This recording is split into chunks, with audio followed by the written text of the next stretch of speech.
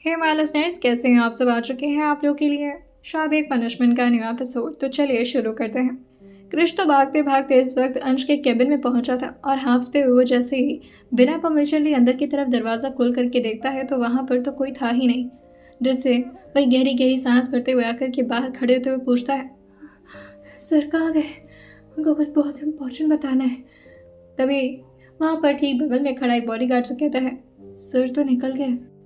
ये सुनते ही क्रश जो थोड़ा परेशान होकर पूछता है, क्या मतलब? कहाँ निकल गए? कहाँ गए वो? वही दूसरा आदमी जो कहता है, हमें लगता है सर घर गए, पर हम बता नहीं सकते सही से। क्रश कहता है, ठीक है मैं चेक कर लेता हूँ फ़ोन करके। लेकिन जैसे अभी वो फ़ोन उठा करके लगाने वाला था अंश के पास, वही बगल में खड़ा आदमी जो कहता है, सर का फ़ोन तो तोड़ दिया गया है। उन्होंने खुद तोड़ दिया है। अब फ़ोन ट्राई करने का कोई फ़ायदा नहीं है। जिससे क्रिश परेशान होते हुए कहता है, अरे यार इतनी इंपॉर्टेंट बात बतानी और सर गायब हो गए। ठीक है थैंक यू। और ये बोल करके वो जल्दी जल्दी बाहर की तरफ निकलता है ताकि वो जल्द से जल्द अंश के पास पहुंच करके इन सारी खबर को उन्हें दे पाए। अंश इस वक्त अपने होठों पे सिगरेट लगाए बस सामने की तरफ देखते हुए कुछ सोचे जा रहे थे कि तभी पीछे से समायरा जो कि आकर के अंश के ठीक बगल में खड़े होते हुए धीरे से कहती है, बहुत मुश्किल हो रहा है। वो मुझसे बात भी नहीं करना चाहती, नाराज है मुझसे। ये सुनते ही अंश खड़े होते हुए कहते हैं, तुम्हारी रिस्पॉन्सिबिलिटी है, अगर मुझसे ही पूछना है तो फिर मैं तुम्हें ये टास्क क्यों देता। दूसरी तरफ क्रिश जो कि काफ़ी जल्दी में गाड़ी लेकर के अब अंश के मेंशन की तरफ निकल चुका था। अंश जो कि खड़े होकर के अभी तक तो समायरा की तरफ नहीं देख रहे थे, लेकिन तभी समायरा जो कि धीरे से कहती है, अगर आज का वक्त और मिल जाता तो शायद कल तक उन्हें मना पाती। ज़्यादा जल्दीबाजी करेंगे तो उन्हें शक ना हो जाए कि आप कुछ गलत करने वाले हैं उनके पति के साथ। अंश उसकी तरफ मुड़ते हुए कहते हैं, मुझे ज़्यादा ज्ञान देने की ज़रूरत नहीं है, मेरे पास अपना दिमाग है, मुझे पता है कि मुझे क्या करना है। अगर मॉम प्यार से नहीं मानती है ना तो मैं सच में उनके पति के ठीक सर पर बंदूक तान करके उन्हें अपने साथ पुणे लेकर जाऊंगा, पर वो मेरा तरीका होगा और मैं अभी अपने तरीके को इस्तेमाल करने के लिए राज़ी नहीं हूँ। और तुम मेरे सामने मत आओ, जा करके मेरी मॉम को मनाओ। समायरा जो अपने चेहरे को नीचे किए हुए कहती है, आप ऐसे बात क्यों कर रहे हैं मुझसे? क्या कोई गलती हो गई है मुझसे? आप थोड़े दिन के लिए इतने अच्छे भी तो थे ना मेरे साथ, क्या दोबारा से वैसे नहीं बन सकते? आपकी ऐसी आवाज़ से डर लगता है मुझे, और जब आप किसी को मारने की बात करते हैं तो और ज़्यादा। मैंने जब से आपको बताया कि मुझे आपके गुस्से से डर लगता है, आप तब से और ज़्यादा गुस्सा कर रहे हैं। आपको मज़ा आता है मुझे डराने में। कुछ पल के लिए ऐसा ही, मगर अंश जो कि थोड़ा शांत पड़ गए थे और सिगरेट को अपने हाथों में लिए उसे धीरे से नीचे की तरफ गिराते हुए कहते हैं, तुम्हें कौन सा ज़िंदगी भर झेलना है मुझे?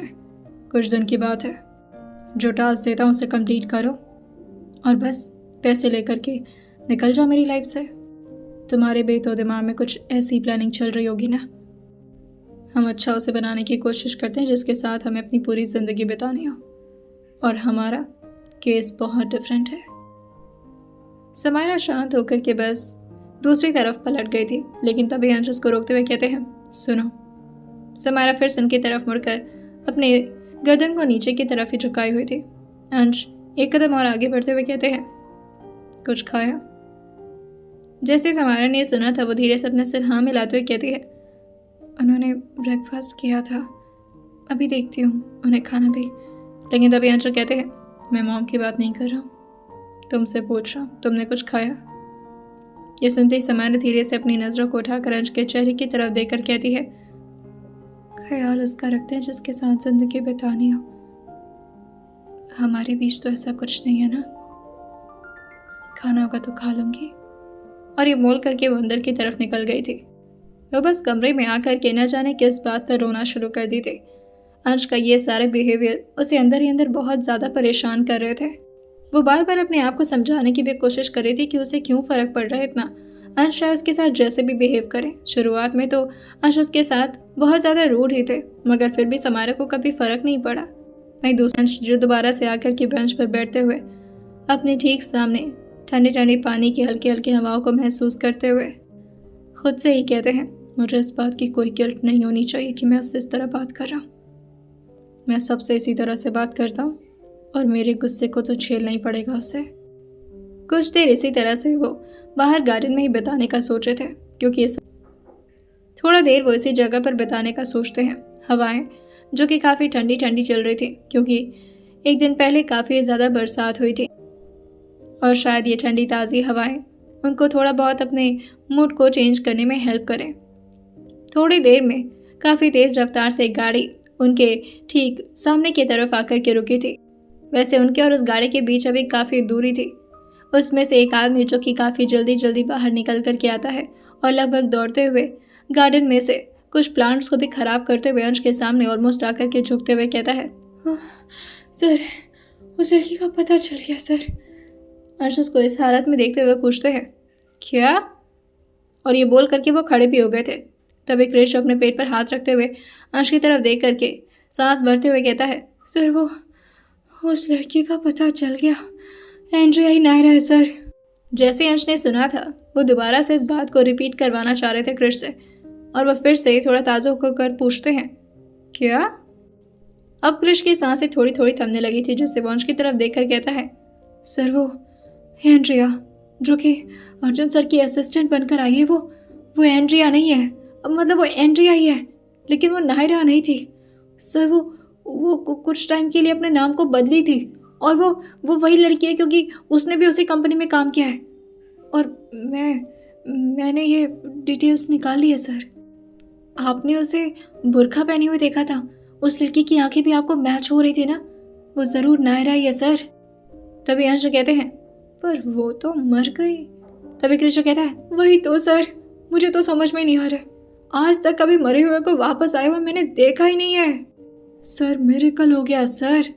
ये सुनते ही अंश कृष के कंधे पर हाथ टैप करते हुए कहते हैं, कृष, फ्रॉड है वो लड़की। इट मीन्स कि अविरल, मानव, नितिन, डॉक्टर आदित्य और अर्जुन सब सही थे और मैं गलत।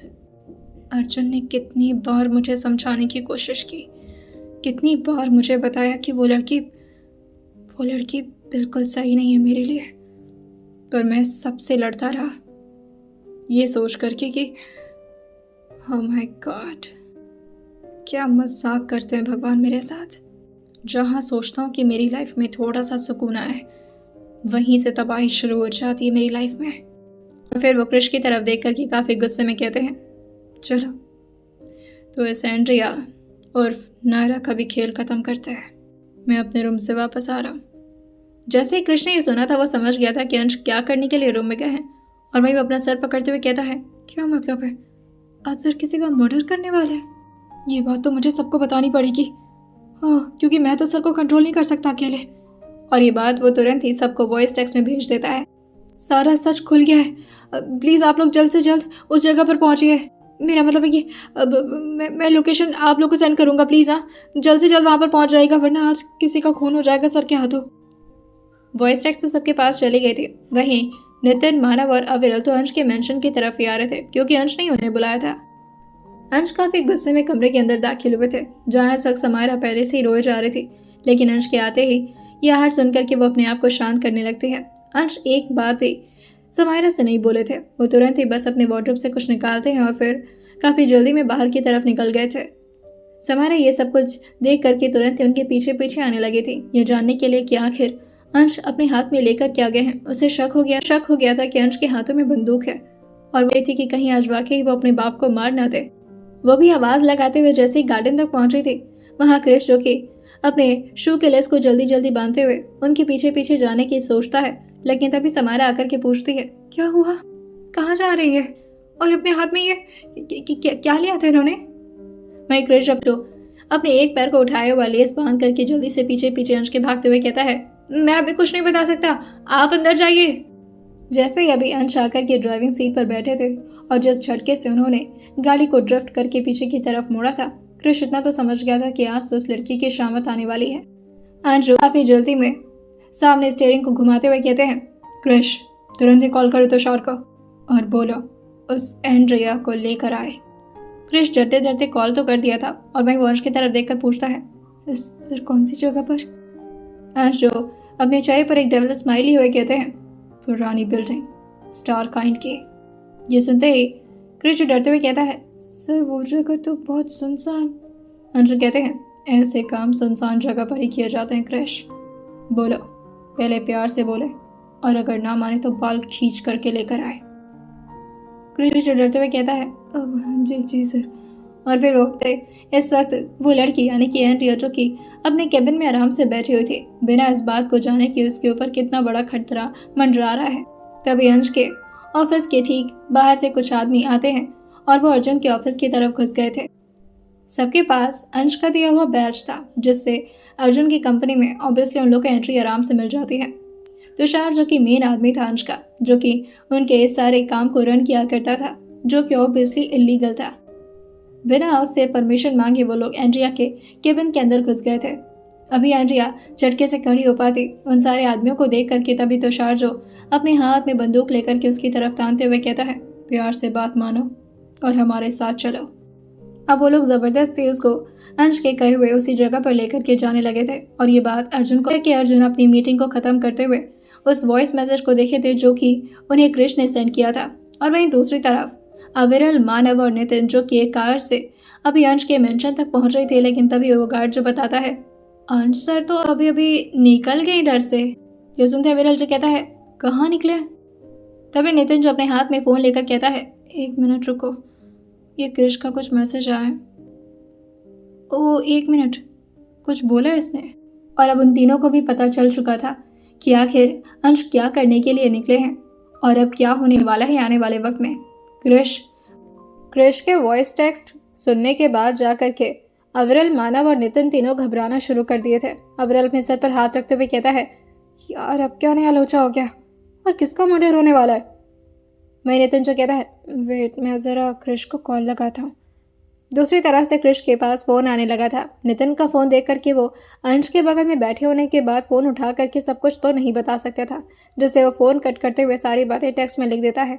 और साथ ही उसने अपने लाइव लोकेशन को भी नितिन के साथ शेयर कर दिया था। अविरल जो नितिन की तरफ देखते हुए पूछता है, क्या हुआ, कुछ आया, कुछ बताया उसने? नितिन अपने सर को हाँ मिलाते हुए कहता है, लोकेशन हम ट्रैक करते हुए चलते हैं। उनकी गाड़ी इस वक्त पुरानी बिल्डिंग की तरफ जा रही है, कोई स्टार काइंड बिल्डिंग है, जानता है तू?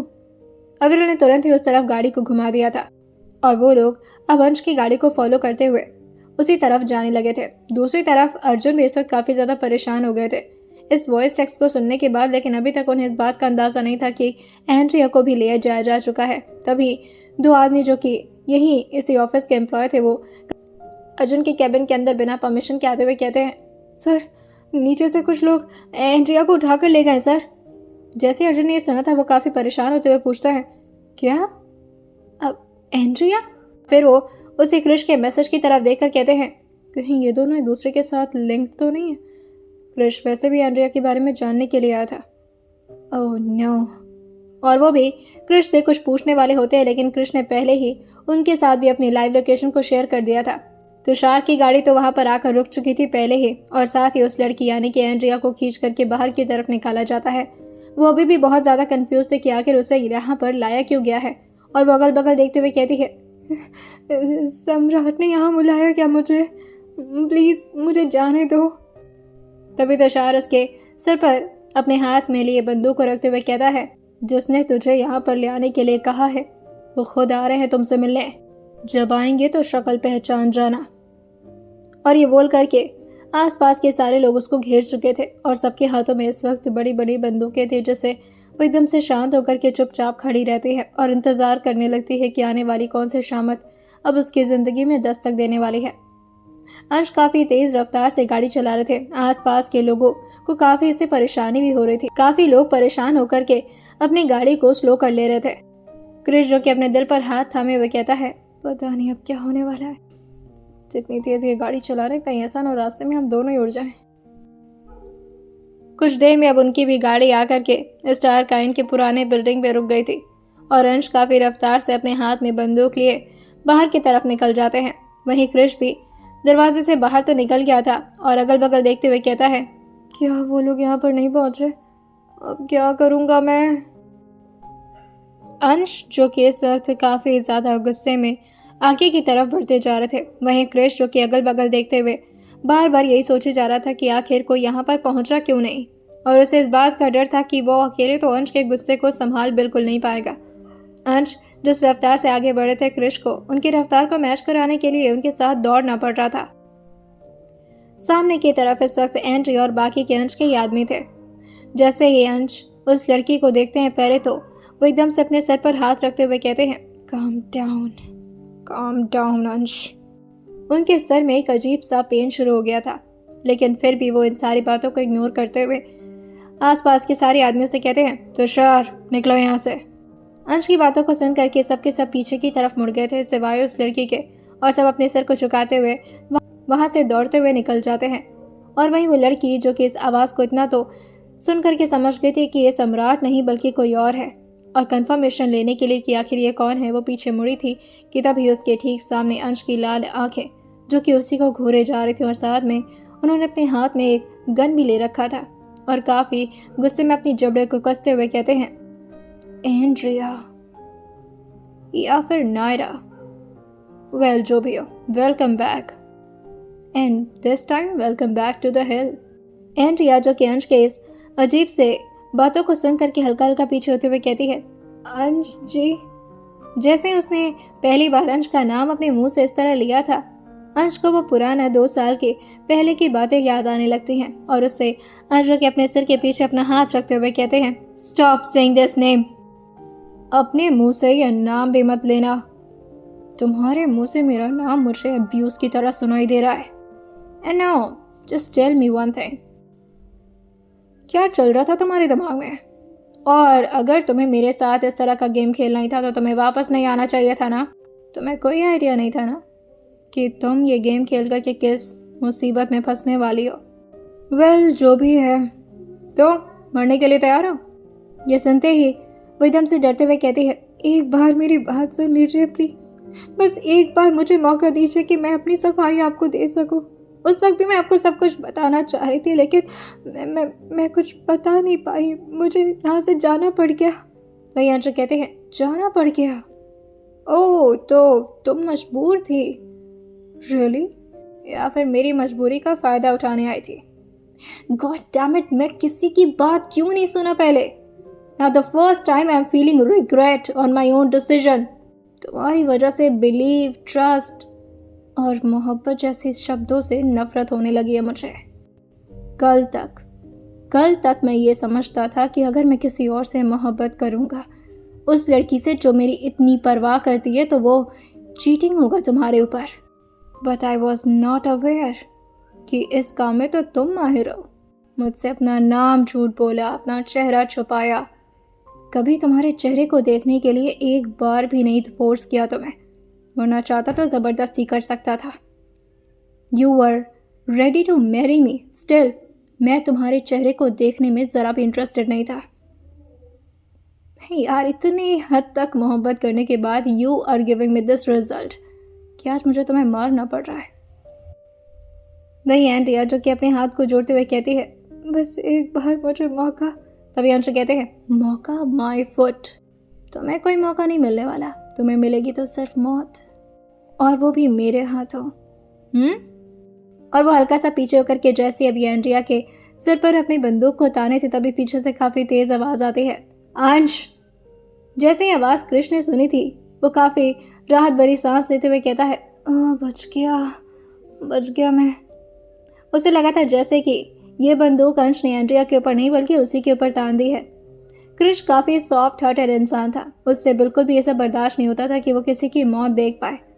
वहीं जैसे ही इस वक्त अंश ने ये आवाज़ सुनी थी, वो पीछे मुड़ करके अविरल, मानव और नितिन को भागता हुआ अपने पास ही आकर के देखते हैं, और तीनों को दूर पर ही रोकते हुए कहते हैं, आगे मत बढ़ना, और अगर इस बारे में सोच रहे हो कि तुम इस लड़की को बचा सकते हो तो नो चांस। लेकिन तभी अविरल, जो आगे बढ़ते हुए हिम्मत करते हुए कहता है, अंश मेरी बात सुन एक बार।